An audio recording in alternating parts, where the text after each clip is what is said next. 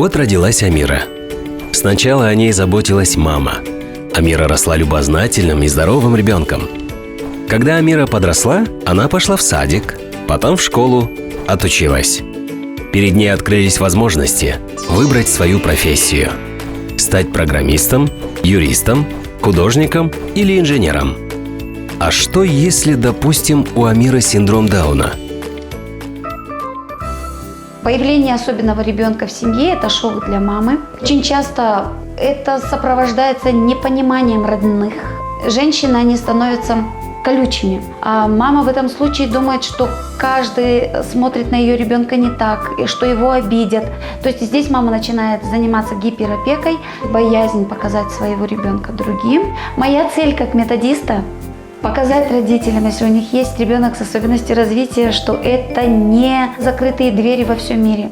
И ваш ребенок будет учиться жить самостоятельно, обходясь без мамы, без папы, социально-коммуникативным навыкам.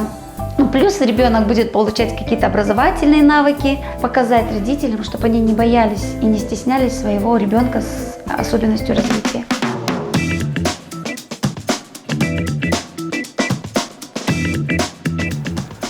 Меня зовут Оскар Райс, я гражданский активист и председатель общественного фонда New Age.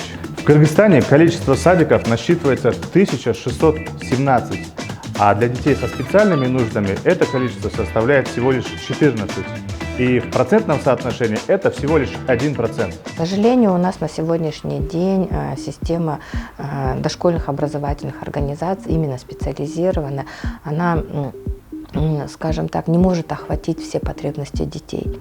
Тем не менее, у нас в регионах открываются группы, как мы говорим, специализированные группы при массовых детских садах, куда ходят дети с ограниченными возможностями здоровья, но, к сожалению, это очень маленький процент. Что нужно делать в таких случаях? Родители не должны оставаться в стороне и быть равнодушными к детям с ограниченными возможностями. Они должны их поддерживать как морально, так и материально. В таких случаях у детей появляется чувство, что он тоже нужен обществу, что есть люди, которым он не безразличен. Это хорошо описано в Конвенции о правах ребенка. В ней сказано, что каждый ребенок имеет право на обучение на равных условиях, имеет право на досуг и доступ к социальным услугам. Тармактарга чыкканга жашоо өзүнүн укуктарын пайдаланганга мүмкүнчүлүктөрү бар деп жазылып турат да. Учителя нам говорят, чтобы мы помогали детям в социализации, чтобы они чувствовали себя на равных с остальными. Мы тоже им помогаем, делаем, что в наших силах, контролируем выполнение домашних заданий и поддерживаем связь с учителями. Манат болуптур, манат кагылыптур, бүлгөлү манат сүз көрүп, айталаран келатып, кадеке ылып табалып, үйдей болгон карата саптылы, ката кетти бөлүнүбү.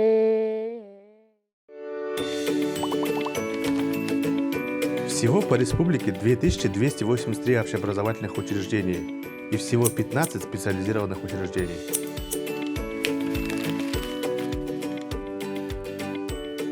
А так это выглядит по регионам. Как видите, в Нарынской и Исыкульской областях специализированных школ вообще нет, а в других не более 2,5%. И это важная проблема, которую нужно решать. На сегодняшний день у нас система образования для таких деток, особенных деток, представлена двумя направлениями. В первую очередь он имеет право идти в массовую общеобразовательную организацию, также он имеет право пойти в специализированную.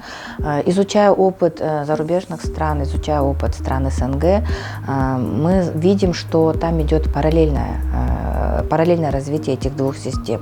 Мы сейчас понимаем, что, допустим, те дети, которые имеют тотальные нарушения здоровья, да, допустим, слепой ребенок или глухой ребенок, к сожалению, на сегодняшний момент он не сможет получать образование в массовой школе, потому что, в первую очередь, у нас материально-техническая база, к сожалению, не позволяет.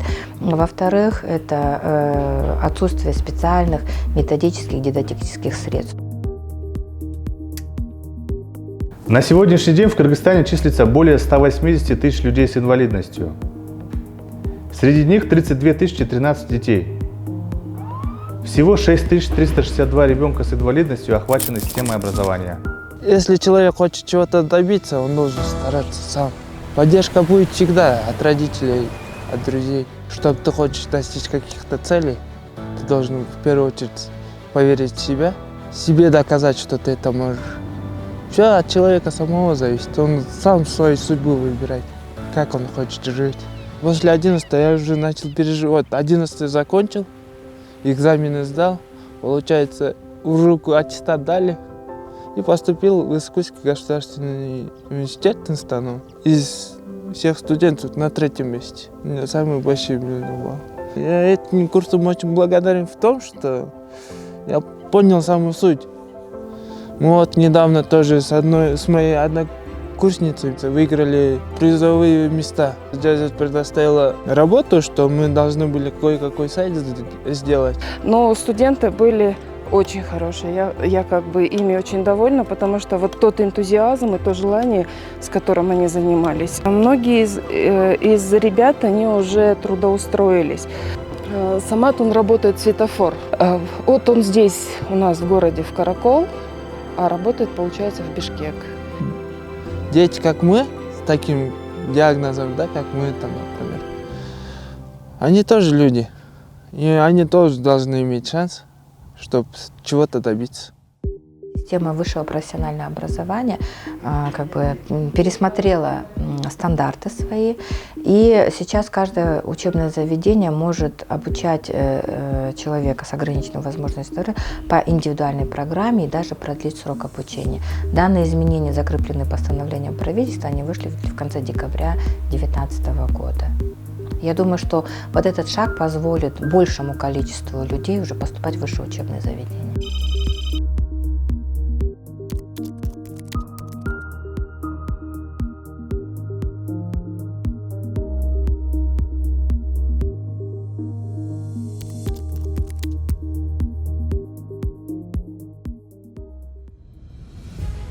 Кыргызстан ратифицировал Конвенцию ООН о защите прав людей с инвалидностью. Люди с инвалидностью имеют право на обучение и могут обучаться вместе с остальными людьми. У многих успешных и великих деятелей, например, Исаак Ньютон, Бетховен, Леонардо да Винчи, Ник Вуйчич и даже наших ребят Достан Бекешев, Мирбек Асангариев была и есть инвалидность. Может быть, тогда и среди наших ребят есть великие и успешные деятели.